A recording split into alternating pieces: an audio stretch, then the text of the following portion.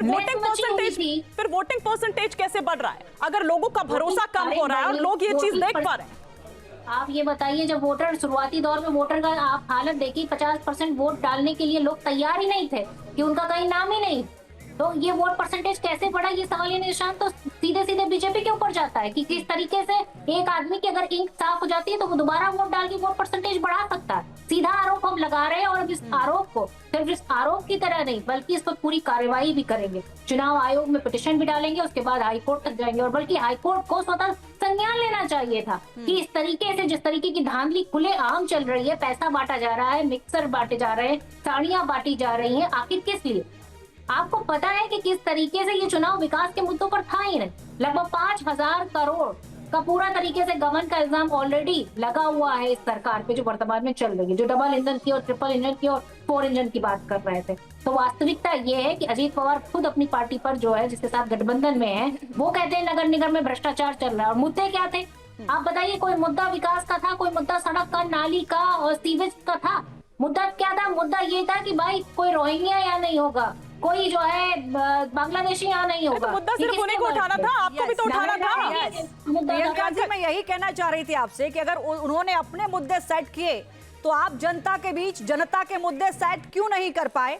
ये बड़ा सवाल है, क्योंकि 1997 से 2017 तक अगर शिवसेना नहीं कर पाए, जब वोटिंग प्रक्रिया ही पूरी तरीके से डिफॉल्ट है, तो फिर ये आप कैसे कह सकते हैं कि मुद्दे सेट नहीं हो पाए? जब वोटर वोट ही नहीं डाल पाया तो मुद्दे की क्या बात हो गई? नहीं, जितना वोट पड़ा वो आपके लिए क्यों नहीं पड़ा? सवाल तो ये है ना, क्योंकि मान लीजिए कि 1997 से 2017 तक अगर शिवसेना ने राज किया तो एंटी इनकम्बेंसी के विकल्प में कांग्रेस को भी चुन सकती थी जनता, क्यों नहीं चुना? ये किस बात की गारंटी कि जनता ने नहीं चुना? जब जनता जा रही है वोट डालने के लिए, वो किसको वोट डालेगी ये तो नहीं बताएगी ना वो। लेकिन समस्या तो ये है कि चुनाव आयोग चुप क्यों बैठा हुआ है? क्या दिनेश वाघमारे को पूरी तरीके से जो है बिंद हो चुका है क्या? उन्हें दिखाई नहीं देता? चुल्लू को गंभीर आरोप लगा रही है प्रियंका जी, और इसका जवाब हम लेंगे। हमारे साथ किशोर शितोले जी हैं, उनसे लेंगे, लेकिन एक बार ग्राउंड पर रुक करते हैं जरा। हाँ ठीक है, आप कह रही हैं लोकतंत्र की लूट चल रही है, इसका जवाब हम लेंगे किशोर जी से, लेकिन एक बार जरा हम ग्राउंड पर चलते हैं। विलास जी कुछ अहम जानकारी इस वक्त लेकर हमारे साथ जुड़ चुके हैं। विलास जी, क्या इस वक्त अपडेट आपके पास है?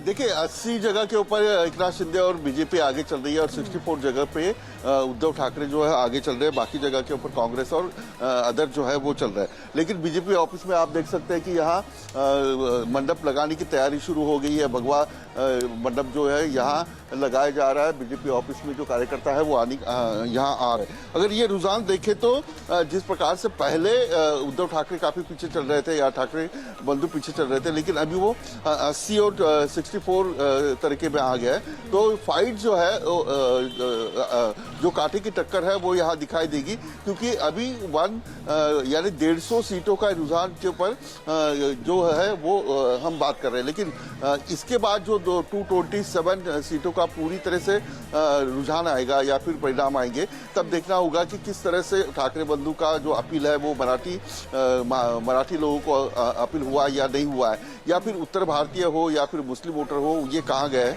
ज्यादातर उत्तर भारतीय जो है वो बीजेपी के साथ रहे, लेकिन एक मामूल समीकरण जो बीजेपी हमेशा कहती रही या बीजेपी के नेता कहते रहे कि मराठी मुस्लिम क्या ठाकरे को बीएमसी की सत्ता दिलाते हैं, ये भी देखना होगा। अभी फिलहाल अगर देखेंगे तो कई जगह के ऊपर 80 यानी कई जगह के ऊपर 80 जगह के ऊपर एकनाथ शिंदे की पार्टी अच्छा परफॉर्म कर रही है, उसमें से बीजेपी भी अच्छा परफॉर्म कर रही है। आपके मोबाइल पर तुरंत आएगी ब्रेकिंग न्यूज, स्क्रीन पर सबसे पहले दिखेगी बड़ी खबर, देश दुनिया की हर खबर एक जगह। अब आपके मोबाइल पर तुरंत फटाफट इंस्टॉल कीजिए न्यूज नेशन ऐप और रखिए खुद को अपडेट।